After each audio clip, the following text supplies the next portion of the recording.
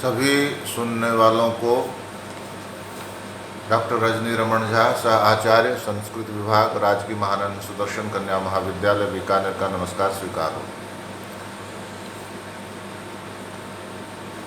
हम हिरण्यगर्भ सूक्त पढ़ रहे थे। हिरण्यगर्भ सूक्त जिसके जो ऋग्वेद के 10वें मंडल का 121वां सूक्त है, जिसके देवता कह या प्रजापति हैं और ऋषि हिरण्यगर्भ हैं और छंद त्रिष्टुप है, यह हमने जाना था। साथ ही यह जाना था कि वह जो हिरण्यगर्भ प्रजापति है वह उसमें वह सबसे पहले पैदा हुआ और पैदा होते हुए वह सबका स्वामी हो गया। वह द्विपदों यानी मनुष्यों, चतुष्पदों यानी कि पशुओं, इन सब का राजा है। और उसी से ये जो हिमालय हैं या समुद्र है या नदियां हैं, जो ये सब उसी से उसकी महिमा को कहती हैं। और ये जो दिशाएं हैं, 10 दिशाएं, वो उसकी भुजाएं हैं, ऐसा हमने पढ़ा था। अब हम इससे आगे चलते हैं। ये न द्योरुग्रा पृथ्वी च दृढ़ा, ये न स्वस्तंभितं ये न नाकः, यो अंतरिक्षे रजसो विमानः, कस्मै देवाय हविषा विधेम। क्या कहा? ये न द्योः उग्रा, जिसने द्युलोक को उग्र यानी ऊपर बनाया। अब पृथ्वी च दृढ़ा, और पृथ्वी को दृढ़ किया। दृढ़ा ये न स्वस्तंभितम ये न नाकः, जिसने स्वर्ग को स्तंभित किया, टिकाया। और ये न नाकः, जिसने आदित्य मंडल को स्थापित किया। जिसने क्या किया कि स्वर्ग को भी टिकाया। ये न स्वस्तंभित ये न नाकः, और नाकः मतलब आदित्य मंडल, सूर्य मंडल। वही बाद में धीरे धीरे उसको भी स्वर्ग ही कहने लगे, लेकिन उस समय वह आदित्य मंडल, ऋग्वेद के समय में जो आकाश में आदित्य मंडल है, सूर्य मंडल है, उसको भी उसी ने टिकाया। किसने? उस हिरण्यगर्भ ने। यो अंतरिक्षे रजसो विमानः, जो आकाश में जल का निर्माण करने वाला है। यो अंतरिक्षो, जो आकाश में, रजसो विमानः, जल का निर्माण करने वाला, विमानः निर्माण करने वाला है। ऐसे उस क नामक प्रजापति की हम हवि देकर उपासना करते हैं। क्या कहा? जिसने द्युलोक जो एकदम बिल्कुल ऊपर का लोक है, सूर्य उसी में रहता है। सूर्य द्यु स्थानीय देवता है, द्यु में रहने वाला, द्यो में। तो उसने द्यो को क्या किया? उग्रा, ऊपर उठाया। और पृथ्वी च दृढ़ा, और पृथ्वी को दृढ़ किया। ये न स्वः, जिसने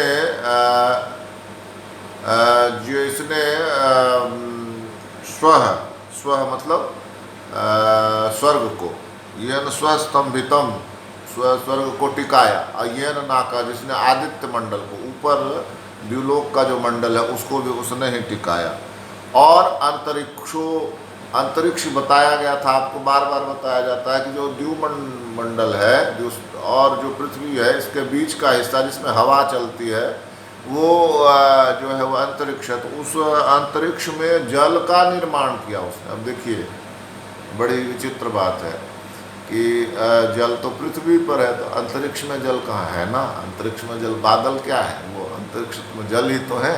तो यही वो ऋषि कहते हैं कि जिसने अंतरिक्ष में जल का निर्माण किया, वह जो हिरण्यगर्भ क नामक का प्रजापति है, उसकी हम उपासना करते हैं।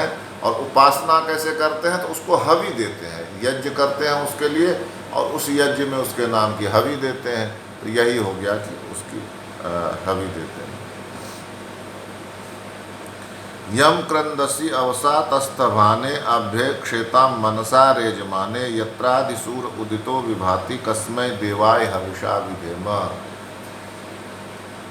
यम क्रंदसी अवसातस्थ भाने, अवसातस्थ भाने रेजमाने क्रंदसी यम मनसा अभ्यक्षेताम यत्र अधिसूरः उदितः विभाति कस्मै देवाय हविषा विधेम।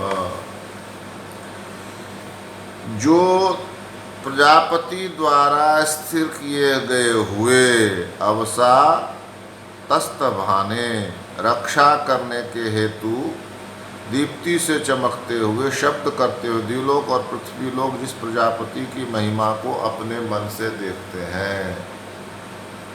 क्या कह रहे हैं कि प्रजापति द्वारा स्थिर अवसा तस्त भाने, दीप्ति से रक्षा करने हेतु, दो अवसा के दो अर्थ दिए हुए, रक्षा करने के लिए और चमकते हुए, और रेज माने मतलब चमकते हुए, दो बार हो गया। अवसा तस्त भाने, रक्षा करने के लिए और टिकाने के लिए। उसके बाद क्या कहा, रेज माने, चमकते हुए, रेज माने शब्द करते हुए। क्रंदसी, जो क्रंदसी कहते शब्द करते हुए द्युलोक और पृथ्वी लोक। मनसा अभ्यक्षेताम, मन से उनको देखा। इसमें प्रजापति द्वारा, अब इसको सही ढंग से समझते हैं, अभी तक तो शब्दार्थ समझा। प्रजापति द्वारा स्थिर किए गए दीप्ति से चमकते शब्द करते हुए द्युलोक तथा पृथ्वी लोक जिस प्रजापति की महिमा को अपने मन में देखते हैं। यह जो पृथ्वी है और यह जो द्युलोक है, ये दोनों प्रजापति से स्थिर किए गए हैं। एक दूसरी बात, ये अपनी दीप्ति से चमक रहे हैं। और तीसरी बात, शब्द करते हैं। आप और मैं शब्द कर रहे हैं ना, तो ये भी शब्द है, एक तरह से शब्द कर रहे हैं पृथ्वी और आकाश। तो ये जो सारे जो हैं पृथ्वी और आकाश के गुण क्या क्या हैं कि एक तो ये प्रजापति से स्थिर किए गए, दूसरा गुण क्या है कि ये अपनी दीप्ति से चमक रहे हैं। आकाश चमक रहा है, पृथ्वी चमक रहा है। पृथ्वी की चमक जो है ना, आपको पृथ्वी से पता नहीं चलेगी, पृथ्वी से ऊपर जाने के बाद पता चलता है कि हाँ पृथ्वी भी चमक रही। ठीक ऐसे जैसे चंद्रमा चमक रहा है, दूसरे ग्रह जैसे चमकते हैं ना, वैसे पृथ्वी भी चमक रही है। और शब्द करते हुए, क्रंदसी शब्द करते हुए, ये जो द्युलोक और ये है शब्द करते हैं, उसकी जो ध्वनि है उसको ऋषि सुन रहा है। तो यह जो पृथ्वी जो घूमती है तो उसमें ध्वनि होती है, या हम आप सब ध्वनि कर रहे हैं तो ये पृथ्वी की ध्वनि है। उसी तरह से आकाश में बहुत सारे ग्रह हैं जो ध्वनि करते हैं। तो यहाँ ये कह रहे हैं कि पृथ्वी और आकाश जो ध्वनि कर रहे हैं, तो ये जो पृथ्वी और आकाश हैं ये अपने मन से किसको देख रहे हैं, उस प्रजापति की महिमा को देखते हैं। और फिर आगे कहता है यत्र अधिसूरा उदिता है, और जहाँ प्रजापति के शासन में सूर्य निकलता हुआ चमकता है। सूर्य जो निकलता है वह उसी प्रजापति के शासन से, उसकी आज्ञा से निकलता और चमकता है। उस प्रजापति का नाम के प्रजापति को हम क्या करते हैं, हवि द्वारा प्रसन्न करते हैं। यह कहा इस मंत्र में। फिर क्या कहा, आपोह यद बृहतिर्विश्वमायन गर्भम दधाना जनयन्तिरग्निम ततो देवानां संवर्ततासुरेकः कस्मै देवाय हविषा विधेम। क्या कहा कि जो यत बृहति आपः अग्निम जनयन्ति गर्भम दधाना यह विश्वम आयनः ततः देवानां एकः असुः समवर्तत कस्मै देवाय हविषा विधेम। यह कहा गया कि जो विस्तृत जल राशि अग्नि को उत्पन्न करती हुई, यह बृहति आपः अग्निम जनयन्ति, जो विस्तृत आपह जल है वह अग्नि को उत्पन्न करता है। गर्भम दधाना, और जो गर्भ को गर्भम दधाना तथा हिरण्मय अंड के गर्भ को धारण करती हुई संपूर्ण संसार में फैल गई। जो पहले देखिए, आप यह समझिए कि सबसे पहले सृष्टि में सबसे पहले जल ही आया। तो अब यहाँ का जल के बाद जल ने ही अग्नि को उत्पन्न किया है। मज़ेदार बात। तो कह रहे हैं कि जो बृहति आपा, जो सबसे पहले जो जल था वो बहुत ही विशाल, चारों तरफ जल ही जल था। उसने क्या किया, अग्नि को उत्पन्न किया। और अग्निम दधाना जनयंती, गर्भम दधाना, उस हिरण्य गर्भ को धारण करती हुई वो क्या हुआ, विश्वम आयंतः देवानाम आयन ततः, वह पूरे विश्व में फैल गई।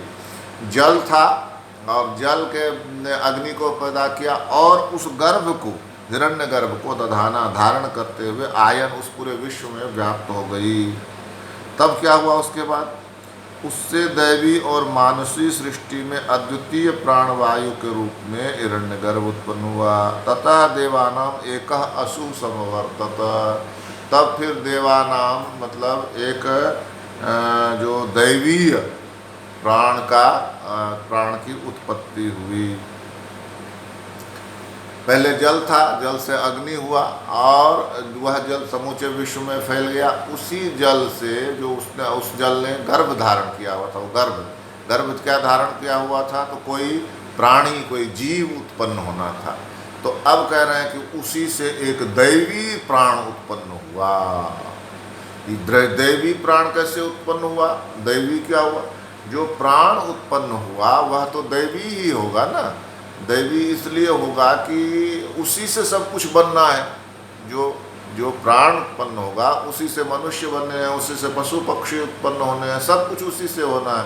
इसलिए उसको कह दिया कि वह एक दैवीय प्राण, देवानाम असु समवर्तत, कस्मै देवाय हविषा विधेम, ऐसे हम क नामक देवता की उपासना करते हैं और यज्ञ करके उसको हवि देते हैं, ऐसा कहा।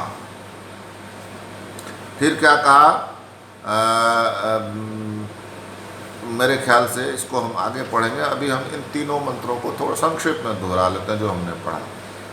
पहले क्या कहा कि जिसने आकाश को ऊपर उठाया, पृथ्वी को दृढ़ किया, जिसने स्वर्ग को स्तंभित किया यानी टिकाया, और जिसने आदित्य मंडल को भी टिकाया, और जिसने अंतरिक्ष में जल का निर्माण किया, ऐसे देवता की हम उपासना करते हैं हवि देकर। फिर दूसरी बात क्या कही कि जिसने प्रजापति ने स्थिर किया, वो जो चमक रहा है कौन सा, ये पृथ्वी लोक और द्युलोक, उसको उसी ने रक्षा के लिए स्थिर किया,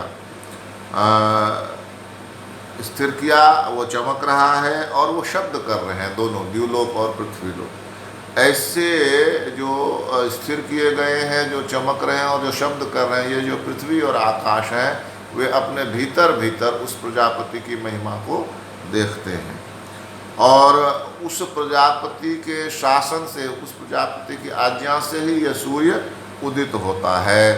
इसलिए उस प्रजापति का नामक प्रजापति की हम उपासना करते हैं हवि देकर। फिर क्या कहा कि ये जो है यह ज़्यादा समझने वाली बात है। आपोह यद बृहतिर विश्वमायन, वह जो जल था, सब संपूर्ण जल था, चारों तरफ जल था, उसी ने अग्नि को उत्पन्न किया और वो सारा जल सब जगह फैल गया। और उसी में गर्भ था, गर्भम दधाना जयन, उसी ने गर्भ को धारण किया था। आपको बताया गया, ये भी फिजिक्स भी, भौतिकी भी मानती है कि जल ही था और जल से ही जीव उत्पन्न हुए। तो इसीलिए कहा कि गर्भम दधाना, उसने गर्भ को धारण किया था। ततो देवानाम एक असु समवर्तत, उसके बाद देवताओं का एक प्राण उत्पन्न हुआ। समवर्तता असुर का एक प्राण उत्पन्न हुआ। एक देवताओं का एक प्राण उत्पन्न होने से मतलब क्या हुआ, जैसा आपको बताया गया, देवताओं का एक प्राण उत्पन्न होने का मतलब है कि वहीं से सृष्टि प्रारंभ हुई।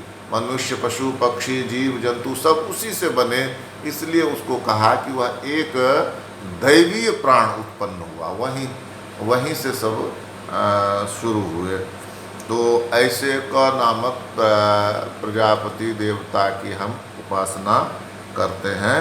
और उपासना कैसे करते हैं, तो हवि देकर मतलब यज्ञमयी संस्कृति है हमारी। तो यज्ञमयी संस्कृति में जो हम आहुति देते हैं, हवि देते हैं, उसी से उसकी उपासना की जाती है। वैसे यज्ञ जो है केवल वेदी में आहुति डालने का नाम नहीं है।